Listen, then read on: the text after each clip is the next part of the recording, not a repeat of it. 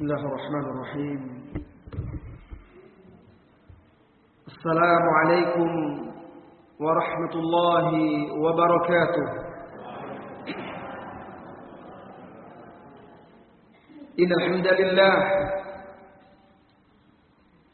nahmaduhu wa nasta'inuhu wa nastaghfiruh wa na'udzu billahi min shururi anfusina wa sayyiati a'malina. من يهده الله فلا مضل له ومن يضلل فلا هادي له أشهد أن لا إله إلا الله وحده لا شريك له وأشهد أن محمدا عبده ورسوله اللهم صل وسلم وأنعم على النبي الكريم محمد وعلى آله وأصحابه ومن سار على نهجه وتمسك بسنته إلى يوم الدين وسلم تسليما كثيرا أما بعد. Bapak Ibu, saudara-saudari kaum muslimin dan muslimat yang semoga senantiasa dirahmati dan diberkahi oleh Allah Subhanahu wa taala. Alhamdulillah, Allah Subhanahu wa taala mengumpulkan kita petang hari ini di salah satu rumahnya ini yang mudah-mudahan selalu diberkahi. Allah Subhanahu wa taala alhamdulillah mempertemukan kita di sebaik-baik majelis, salah satu taman surga, karena majelis ilmu, majelis zikir adalah taman-taman surga di dunia. Mudah-mudahan nikmat Allah Subhanahu wa taala tidak pernah terputus kepada kita semuanya. Mudah-mudahan nikmat tersebut bisa pula bermanfaat bagi kita untuk beribadah kepadanya, menegakkan agamanya, dan menjadikan kita istiqamah di atas jalannya. Amin. Dan jangan lupa jamaah kaum muslimin dan muslimat, perbanyaklah selawat kepada Nabi kita Muhammad sallallahu alaihi wasallam. Saat namanya disebut, ketika kita mendengar namanya diucapkan, saat kita memulai sebuah majelis atau menutupnya, memulai doa atau menyudahinya, di sela-sela doa kita, perbanyak selawat kepada sebaik-baik manusia, pemimpin para nabi dan rasul, orang yang paling kita cintai, Nabi kita Muhammad sallallahu alaihi wasallam. Ibu-ibu, bapak-bapak, kaum muslimin dan muslimat yang semoga senantiasa dirahmati dan diberkahi oleh Allah Subhanahu wa taala. Alangkah indahnya suasana dan alangkah indahnya sebuah cerita jika kita berbicara tentang orang-orang yang kita cintai. Apalagi cinta kepada orang-orang ini diperintahkan oleh Allah dan Rasulnya sallallahu alaihi wasallam. Maka bercerita tentang mereka bukan hanya sekedar menghibur jiwa, mengisi waktu, tetapi juga bisa menjadi motivasi, cambuk, dan juga menguatkan keimanan kita. Para sahabat Nabi sallallahu alaihi wasallam, wahai saudara-saudari kaum muslimin dan muslimat, adalah manusia-manusia terbaik setelah Nabi kita Muhammad sallallahu alaihi wasallam.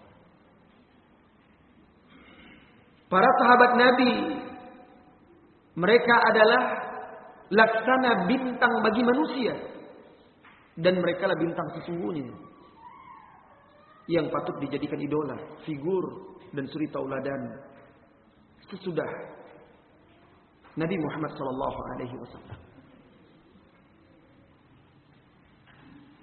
Maka hari ini, petang hari ini, materi yang diangkat oleh saudara-saudara kita dari Pemuda Al-Irsyad, jadilah seperti mereka, maksudnya jadilah seperti para sahabat Nabi sallallahu alaihi wasallam wa radhiyallahu anhum ajma'in. Kita ini, wahai saudara-saudari kaum muslimin dan muslimat, hidup di zaman di mana kaum muslimin kehilangan suri tauladan. Kita hidup di zaman di mana banyak kaum muslimin kehilangan arah, tidak tahu siapa figur yang sesungguhnya, siapa orang yang patut mereka jadikan panutan dan contoh.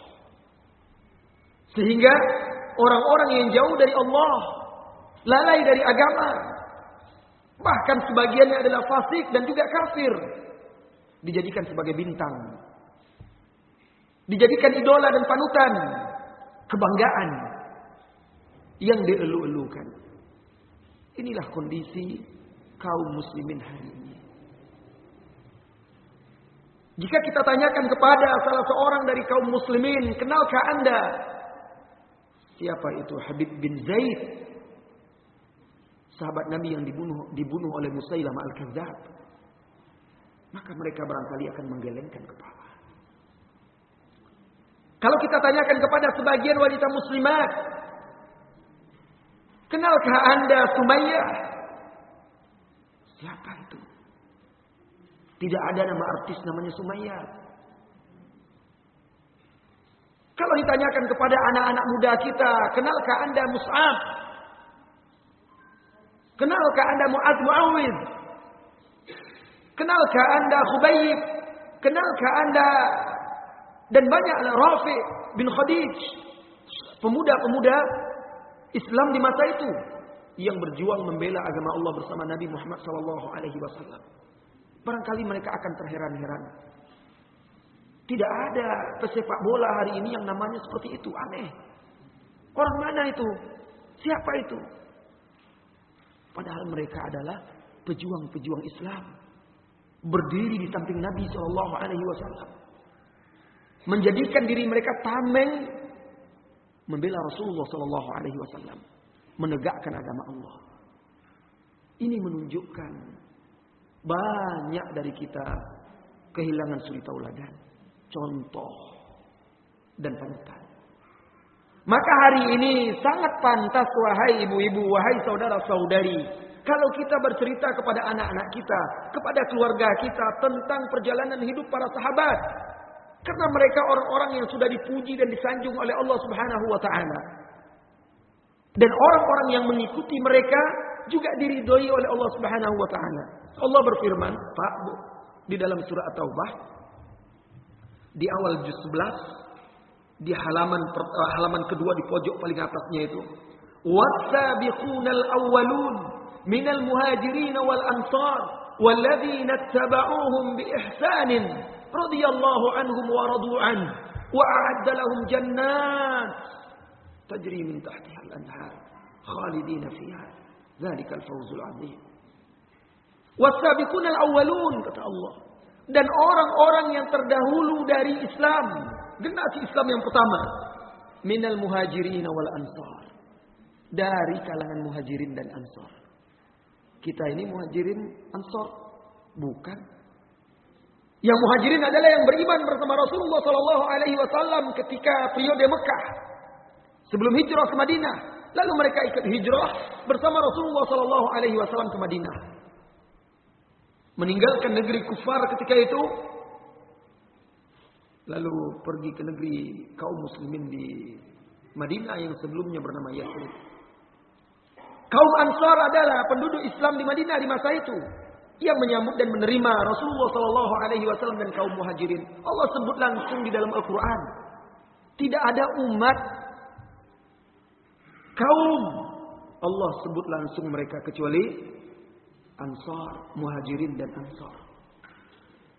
Was-sabiqunal awwalun minal muhajirin wal ansar, dan orang-orang yang terdahulu dari generasi Islam dari kalangan Muhajirin dan Ansar, walladzina tabauhum bi ihsan, serta orang-orang yang mengikuti mereka dengan baik. Kita memang bukan Muhajirin, Pak. Kita memang bukan dari kalangan Ansar, Bu. Tetapi yang ketiga ini ada harapan kita, serta orang-orang yang mengikuti mereka dengan baik. Walladzina tabauhum bi ihsan radhiyallahu anhum. Allah ridho kepada mereka. Allahu akbar. Allah kalau sudah ridho kepada suatu kaum, Pak, Bu. Allah kalau sudah cinta kepada suatu kaum, kepada seseorang, apa saja yang diinginkan oleh orang itu dikabulkan. Jadi yang diridhoi oleh Allah itu ada 3 golongan di sini. Muhajirin, Ansar, kemudian yang ketiga orang-orang yang mengikuti mereka dengan baik. Radhiyallahu anhum, Allah ridho kepada mereka, wa radu'an, dan mereka ridho kepada Allah. Subhanallah. Allah ridho kepada mereka. Itu yang kita cari selama ini. Barangkali seseorang berzikir ribuan, sholat sekian puluhan rakaat, barangkali sanggup. Tapi belum tentu lagi dia diridhoi oleh Allah. Karena itu hanya Allah yang tahu. Di ayat ini disebutkan ada orang-orang yang diridhoi. Muhajirin, Ansar, dan orang-orang yang mengikuti mereka dengan baik. Tidak dibatasi oleh Allah masa dan zamannya, kapanpun. Selama orang itu mengikuti sahabat Muhajirin dan Ansar dengan cara yang baik, dengan benar, ikhlas, maka dia termasuk dalam ridho Allah Subhanahu wa taala. Dan Allah kalau ridho, la ilaha illallah. Seperti yang disebutkan oleh Rasulullah sallallahu alaihi wasallam dalam sebuah hadis qudsi, diriwayatkan oleh Imam Bukhari dan Muslim, disebut oleh para ulama kita sebagai hadis wali, bercerita tentang wali-wali Allah yang diridhoi oleh Allah Subhanahu wa taala. Di dalam hadis qudsi tersebut, sebagaimana diriwayatkan oleh Nabi kita Rasulullah sallallahu alaihi wasallam dari Allah Subhanahu wa taala, bahwa Allah berfirman, apa kata Allah? Man adali waliya faqad adantuhu bil harb. Barang siapa yang memusuhi wali-waliku, maka aku akan umumkan perang melawan mereka, kata Allah. Wali-wali Allah, siapa mereka? Kita lihat diri kita serasa jauh diri kita dari wali-wali Allah itu. Tetapi siapapun berhak menjadi wali Allah, selama dia memenuhi syarat-syaratnya. Allah katakan lagi di dalam hadis qudsi tersebut, "Wa ma taqarraba ilayya 'abdi bi syai'in ahabbu ilayya mimma aftaratuhu alaihi." Dan hambaku tidak mendekatkan diri kepadaku dengan sesuatu yang lebih aku cintai, yang paling aku cintai daripada apa yang telah aku fardukan kepadanya. Bu, Pak, syarat yang pertama, waliullah itu melaksanakan ibadah fardu. Karena Allah katakan di sini, tidaklah seorang hamba itu mendekatkan diri kepadaku dengan satu ibadah yang paling aku cintai melebihi ibadah fardu yang aku wajibkan kepada dia. Wala yazalu 'abdi yataqarrabu ilayya bin nawafil hatta uhibbah. Dan lanjut Allah Subhanahu wa taala dalam hadis qudsi tersebut, hambaku itu setelah dia mengerjakan ibadah fardu selalu mengerjakan ibadah-ibadah sunnah, salat tahajud, salat sunat rawatib, membaca Al-Quran, puasa sunat, bersedekah, berinfak, banyak ibadah-ibadah sunnah lainnya dia lakukan. Hatta uhibbahu, sehingga aku mencintainya. Lihat cinta. Dari cinta itulah Allah Subhanahu wa taala meridai hamba-Nya. Fa idza ahbabtuhu, maka apabila aku mencintai orang ini, apabila aku meridhai orang ini, apabila aku menyukai orang ini, fa ana basaruhu alladhi yubsiru bihi, wa sam'uhu alladhi yasma'u bihi, wa yaduhu allati yabtishu biha, wa rijluhu allati tamshi biha. Maka akulah mata yang dia gunakan untuk melihat, telinga yang dia gunakan untuk mendengar. Akulah tangan yang dia berbuat dengannya. Dan kaki yang dia melangkah dengannya. Maksudnya Pak Bu, kalau Allah sudah mencintai seseorang itu, kaum muslimin dan muslimat, apapun yang dilakukan oleh orang itu akan dibimbing oleh Allah untuk keridhaannya. Matanya tidak akan melihat untuk maksiat. Telinganya tidak akan digunakan untuk sesuatu yang melalaikan dan menjauhkannya dari jalan Allah.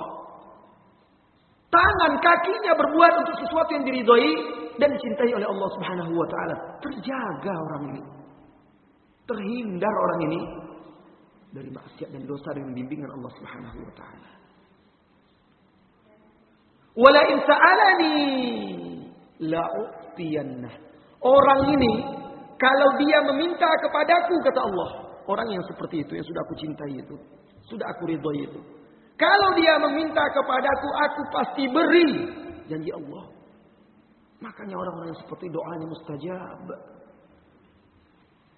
Walau ista'adani la'u'idannah. Kalau dia minta perlindungan kepadaku, pasti aku lindungi. Ini orang-orang yang diridhoi oleh Allah Subhanahu wa taala. Nah, ibu-ibu, mau tidak diridhoi oleh Allah? Syaratnya salah satunya seperti tadi, menjadi seperti Muhajirin dan Ansar. Karena orang-orang yang diridhoi oleh Allah itu Muhajirin, Ansar dan orang-orang yang mengikuti mereka dengan baik. Inilah dia landasan kenapa kita buat kajian kita ini. Jadilah seperti mereka para sahabat Nabi sallallahu alaihi wasallam wa radhiyallahu anhum ajmain. Karena meniru, meneladani sahabat Nabi itu adalah kemuliaan. Mencintai mereka adalah bagian dari agama kita.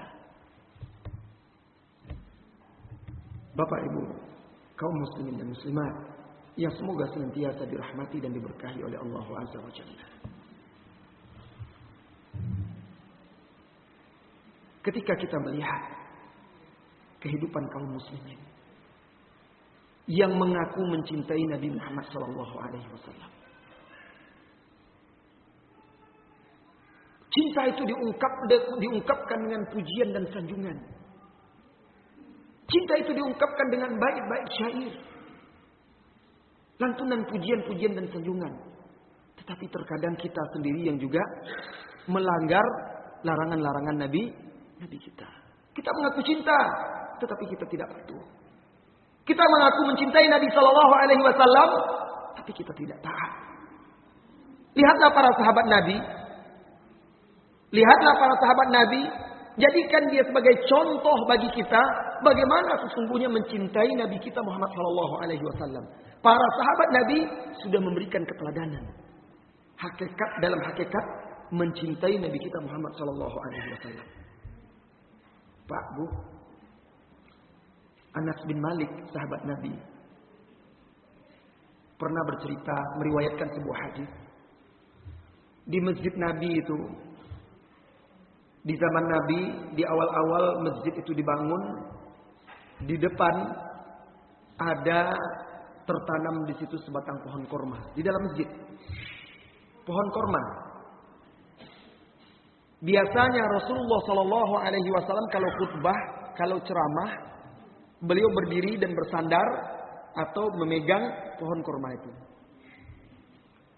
Karena kaum muslimin sudah semakin banyak dan sahabat ingin supaya Rasulullah Sallallahu Alaihi Wasallam ketika mengajarkan agama itu terlihat oleh kaum muslimin sehingga mudah ditiru dan dicontoh, lalu mereka buatkanlah mimbar.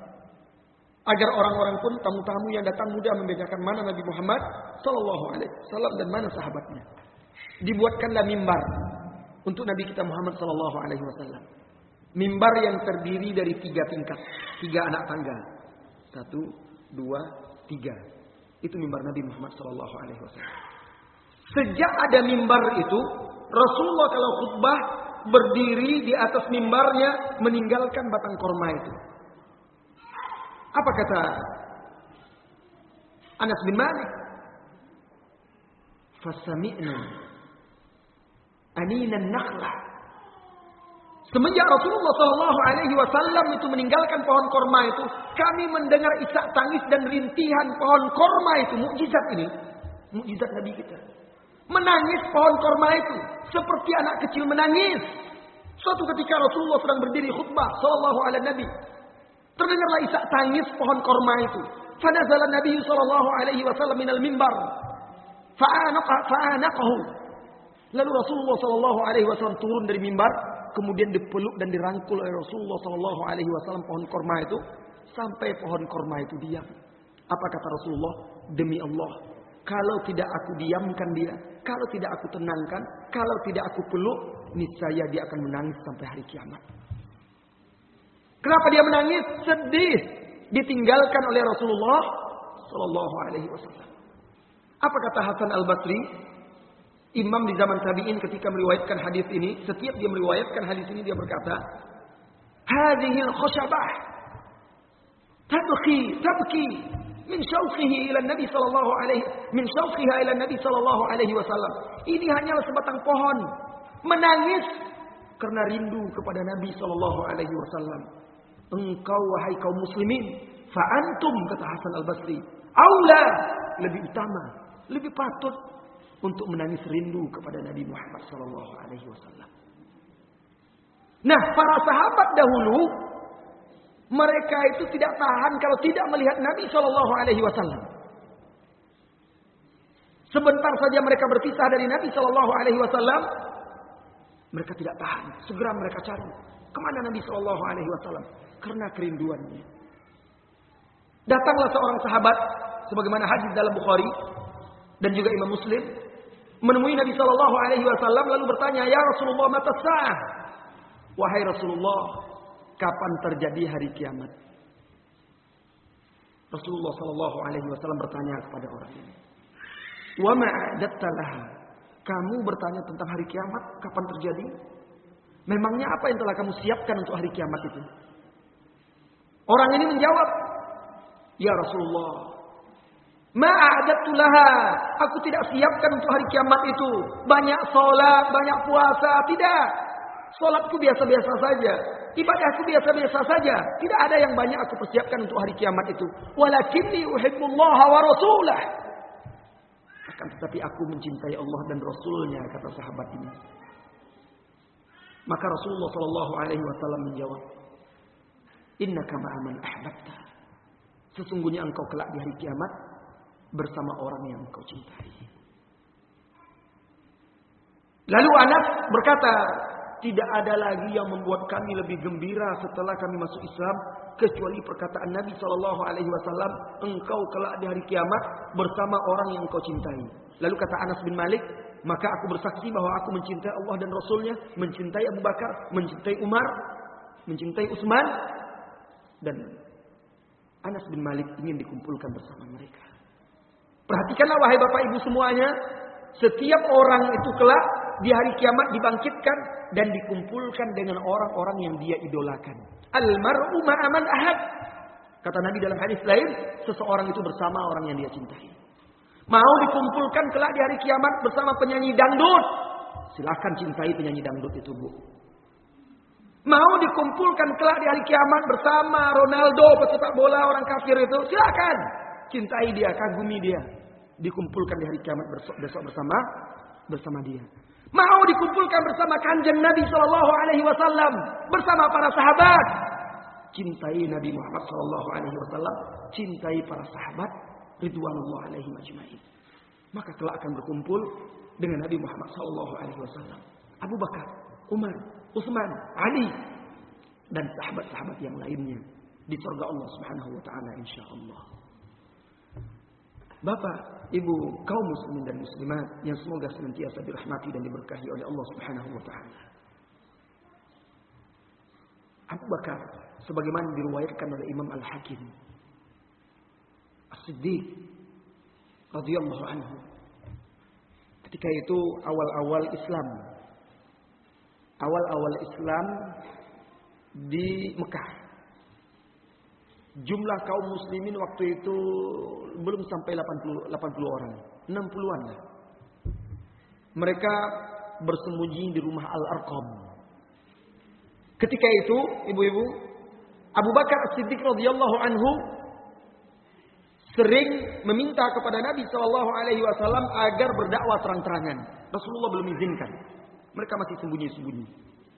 Rasulullah mengatakan ketika itu, bahwa kita masih sedikit wahai Abu Bakar. Sampai akhirnya karena Abu Bakar terus meminta kepada Nabi Shallallahu Alaihi Wasallam, maka Nabi Shallallahu Alaihi Wasallam mengizinkan kaum muslimin untuk berdakwah terang-terangan. Maka pergilah mereka ke kampung, ke keluarga, suku-suku mereka masing-masing, lalu berdakwah. Abu Bakar pergi dia menemui kumpulan pemuka-pemuka Quraisy yang sedang duduk-duduk di haribaan Ka'bah. Duduk-duduk di hadapan Ka'bah. Berdiri dia di hadapan orang-orang itu, langsung disampaikannya Islam. Diajaknya mereka beriman kepada Allah dan Rasulnya. Dijelaskan oleh Abu Bakar kepada mereka tentang kesyirikan, menyembah berhala, meminta-minta kepada selain Allah Subhanahu wa taala itu, bergantung kepada selain Allah, bahwa itu adalah syirik. Maka murkalah orang-orang Arab itu, bangsa Quraisy, tokoh-tokoh mereka, ada Abu Jahal, ada Abu Lahab dan lain-lainnya. Mendengar ucapan Abu Bakar tersebut, mereka murka, bangkit berdiri, lalu mereka keroyok, mereka pukul Abu Bakar As-Siddiq radhiyallahu anhu. Aisyah radhiyallahu anha menceritakan, orang-orang itu mengerumuni Abu Bakar As-Siddiq radhiyallahu anhu sampai Abu Bakar jatuh. Mereka injak-injak, mereka pukul sampai kata Aisyah, Abu Bakar pingsan dan tidak dikenali lagi antara wajah dengan tangan atau kakinya karena hancur, terluka parah. Sampai akhirnya datang ketika itu keluarga Bani Taim, keluarga familinya, karib kerabat dari Abu Bakar As-Siddiq radhiyallahu anhu, lalu dilerainya, dipisahkannya orang banyak yang memukul, menyiksa dan mengeroyok Abu Bakar. Kemudian Pak Bu, mereka angkat Abu Bakar ke rumah orang tuanya. Orang tuanya masih kafir ketika itu. Sepanjang hari itu mereka berusaha menyadarkan Abu Bakar. Menjelang petang, di akhir siang, menjelang petang, Abu Bakar siuman. Ketika dia sadar, Bu, Abu Bakar sadar dari pingsan, terluka parah. Bekas-bekas luka, darah itu masih ada di wajahnya. Terbaring di tempat tidurnya. Yang pertama terucap dari mulutnya, bukan tolong panggilkan saya tabib, ambilkan obat, badan saya sakit, tolong saya jauhkan orang-orang kafir itu. Bukan itu. Ketika dia siuman, matanya terbuka melihat dunia. Yang pertama diucapkannya adalah, "Mada bi Rasulillah sallallahu alaihi wasallam?" Bagaimana kabar Rasulullah? Bagaimana keadaannya? Dia tidak peduli kepada diri dia, karena kecintaan dia kepada Rasulullah sallallahu alaihi wasallam. Yang dia khawatirkan, Pak Bu, adalah Rasulullah sallallahu alaihi wasallam. Sampai akhirnya keluarganya marah. Sudah seperti itu, masih juga bertanya tentang Muhammad sallallahu alaihi wasallam. Keluarganya masih kafir. Akhirnya mereka tinggalkan Abu Bakar bersama ibunya. Tinggallah ibunya sendiri. Memaksa Abu Bakar mau makan dan minum, tapi Abu Bakar tidak mau. Abu Bakar berkata kepada ibunya, "Ya Ummah, wahai ibunda, pergilah engkau ke rumah Ummu Jamil bintil Khattab, saudara Umar ibn Khattab yang sudah memeluk Islam. Tanyakan kepada dia tentang Muhammad sallallahu alaihi wasallam. Dia tahu bagaimana keadaannya." Pergilah ibunya menemui Ummu Jamil itu. Ibunya masih musyrik, masih kafir. Ummu Jamil Islam. Sampai di sana, dia bertanya, "Wahai Ummu Jamil, anakku Abu Bakar menanyakan tentang temannya Muhammad. Di mana dia dan bagaimana kabarnya?" Ummu Jamil pun tidak berani bercerita karena dia merahasiakan tempat Rasulullah sallallahu alaihi wasallam. Dia berkata, "Aku tidak kenal siapa itu anakmu. Aku tidak tahu apa itu Muhammad. Tapi kalau kamu mau, ajak aku menemui anakmu. Barangkali aku bisa membantu." Maka diajaknya Ummu Jamil melihat Abu Bakar. Ketika Ummu Jamil masuk ke rumah Abu Bakar, alangkah terenyuh hatinya, menetes air matanya melihat kondisi Abu Bakar yang terbaring lemah, terluka karena siksaan orang-orang kafir. Lalu mendekatlah dia menemui Abu Bakar. Apa kata Abu Bakar kepada Ummu Jamil? "Wahai Ummu Jamil, bagaimana kabar Rasulullah? Bagaimana keadaannya?" Ummu Jamil menjawab, "Ini ibumu. Bagaimana? Ibumu ada di sini." Apa kata Abu Bakar? "La, tidak apa-apa. Sampaikan saja. Ibuku tidak akan bercerita kepada siapapun." Lalu dia ceritakan Rasulullah sallallahu alaihi wasallam sehat. Rasulullah berada di rumah Al-Arqam, di salah satu rumah kaum muslimin. Dia sehat dan tidak kurang suatu apapun. Apa kata Abu Bakar? "Saya telah bersumpah kepada Allah, saya tidak akan makan dan tidak akan minum sampai saya melihat langsung Rasulullah sallallahu alaihi wasallam." La ilaha illallah. Ini dia mahabbah, kecintaan itu. Apa kata Ummu Jamil? Kalau memang demikian, tunggulah sampai tenang dan gelap, maka kita akan pergi ke sana. Setelah suasana kembali tenang, kondisi sudah kembali stabil, dan malam sudah mulai gelap, diam-diam mereka gandeng Abu Bakar berdua, mereka Ummu Jamil dengan ibunya membopong Abu Bakar ke rumah salah seorang kaum muslimin. Dan tatkala melihat Rasulullah Shallallahu Alaihi Wasallam, Rasulullah dan kaum muslimin melihat kondisi Abu Bakar, maka Rasulullah langsung memeluk Abu Bakar, dan kaum muslimin semuanya terisak-isak menangis, sedih melihat kondisi Abu Bakar. Ini dia cinta itu, wahai saudara-saudariku kaum muslimin dan muslimat, sehingga mereka tidak peduli lagi diri mereka demi membela agama Allah dan juga membela Rasulullah Sallallahu Alaihi Wasallam. Lain lagi kisah yang diriwayatkan oleh Abu Nuaim dalam Hilyatul Auliya serta Sifat Safwah. Dalam perang Uhud, Bu, ada seorang wanita, suaminya, saudaranya, saudara kandungnya, dan ayahnya ikut berjuang di medan perang Uhud bersama Rasulullah Sallallahu Alaihi Wasallam. Ketika selesai perang Uhud, wanita ini bersama kaum muslimin yang lain menunggu kaum muslimin pulang. Mereka berdesak-desakan menanti dan melihat mana pasukan kaum muslimin. Dari kejauhan nampaklah pasukan kaum muslimin. Lalu disambut oleh kaum muslimin pasukan itu. Ada yang menyambut ayahnya, ada yang menyambut suaminya, ada yang menyambut saudaranya. Semuanya gembira menyambut kaum muslimin. Lalu perempuan ini bertanya kepada kaum muslimin, "Mana ayahku?" Apa kata orang-orang itu? "Ayahmu gugur." Dia diam saja. "Mana abangku?" "Abangku gugur." "Abangmu gugur." "Ayahmu gugur." "Suamimu gugur." Ayahnya, abangnya, saudaranya, suaminya gugur. Tidak nampak kesedihan pada diri dia. Dia malah bertanya, "Bagaimana dengan Rasulullah Sallallahu Alaihi Wasallam?" Yang ditanyakannya bukan, "Ayahku bagaimana gugurnya? Mana jasadnya? Suamiku?" Tidak. Yang ditanyakannya, bagaimana keadaan Rasulullah Sallallahu Alaihi Wasallam? Lalu kaum muslimin menjawab, itu Rasulullah Sallallahu Alaihi Wasallam dalam keadaan sehat, beliau selamat. Dikejarnya Rasulullah Sallallahu Alaihi Wasallam sampai di hadapan Rasulullah Sallallahu Alaihi Wasallam, perempuan ini pun berkata, kullu musibatin ba'daka jalal. Wahai Rasulullah, semua musibah yang menimpaku, apapun masalahnya dan musibah yang terjadi padaku, terasa ringan karena melihat engkau selamat. Lihat. Karena musibah yang paling berat sesungguhnya dalam Islam adalah musibah kalau menimpa Rasulullah Sallallahu Alaihi Wasallam. Nah, ini contoh dan teladan bagi kita bagaimana mereka mencintai Rasulullah Sallallahu Alaihi Wasallam. Dan para sahabat itu, wahai saudara-saudariku, kecintaan mereka kepada Rasulullah mereka terjemahkan dalam perbuatan mereka sehari-hari, dalam kepatuhan, ketaatan, menjalankan perintahnya. Di dalam hadis Muslim, di dalam Sahih Muslim, ada salah seorang sahabat meriwayatkan hadis. Nahan Nabi sallallahu alaihi wasallam anil hazaf. Hazaf itu melempar hewan dengan batu kecil. Kalau berburu, kayak ketapel itu, Pak Bu. Karena ketapel atau melempar dengan batu itu, hazaf itu tidak membunuh dan malah bisa membahayakan. Disampaikannya hadis bahwa Rasulullah sallallahu alaihi wasallam melarang perbuatan tersebut. Besoknya terlihat ada kerabatnya yang sudah mendengar hadis itu masih juga melempar burung dengan batu. Apa kata sahabat ini? Haddatsukum anna Nabiy sallallahu alaihi wasallam naha anil hazaf wa hazafta. Aku sudah sampaikan bahwa Nabi sallallahu alaihi wasallam melarang engkau melakukan itu. Engkau masih juga melakukannya, tidak patuh, tidak mau mendengar, tidak mengindahkan larangan Nabi Shallallahu Alaihi Wasallam. Demi Allah, aku tidak mau lagi berbicara denganmu.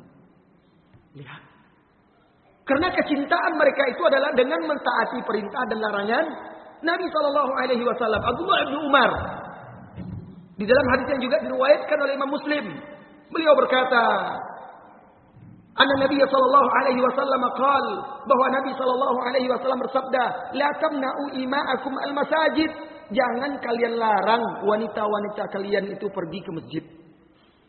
Jadi kata Abdullah bin Umar, Nabi bersabda di dalam hadis Muslim, jangan kalian larang istri kalian, anak perempuan kalian kalau mau ke masjid jangan dilarang.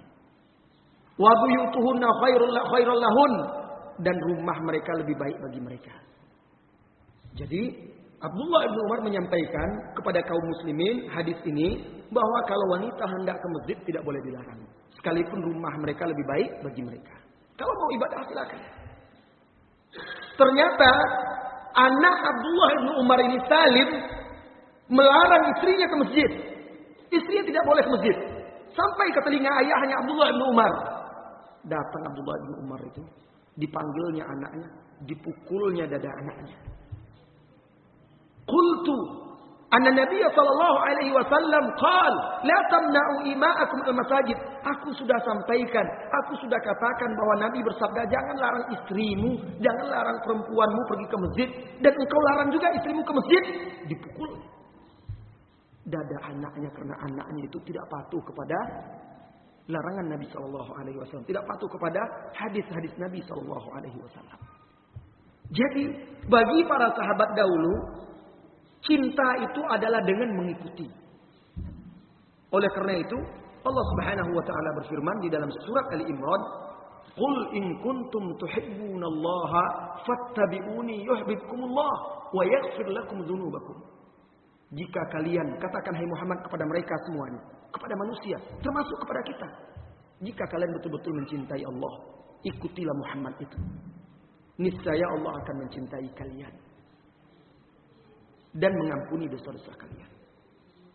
Jadi wahai saudara-saudari kaum muslimin dan muslimat, keteladanan yang paling penting dan paling utama yang bisa kita petik dari para sahabat Nabi sallallahu alaihi wasallam adalah bagaimana ketulusan, kedalaman dan kekuatan cinta mereka kepada Nabi sallallahu alaihi wasallam yang berbuah kepatuhan, sehingga mereka meniru, mencontoh apa saja yang dilakukan oleh Rasulullah sallallahu alaihi wasallam. Karena cintanya mereka kepada Nabi sallallahu alaihi wasallam. Bukti cinta adalah kepatuhan. Sehingga terkadang ketika suami melihat istrinya tidak lagi patuh, terkadang dia mengatakan, kamu tidak lagi mencintai saya karena kamu tidak patuh. Kalau kita betul mencintai Rasulullah sallallahu alaihi wasallam, kaum muslimin, mari kita jalankan agamanya. Kita hidupkan sunnah-sunnahnya. Kita perjuangkan agamanya. Ajarkan agama ini kepada kaum muslimin. Sebarkan dakwah. Baca hadis-hadisnya. Baca sirahnya. Ajarkan hadis-hadisnya kepada kaum muslimin. Dengan itu kita bisa mencontoh dan meniru Rasulullah SAW sebagaimana para sahabat dahulu mencintai dan meneladani Rasulullah SAW.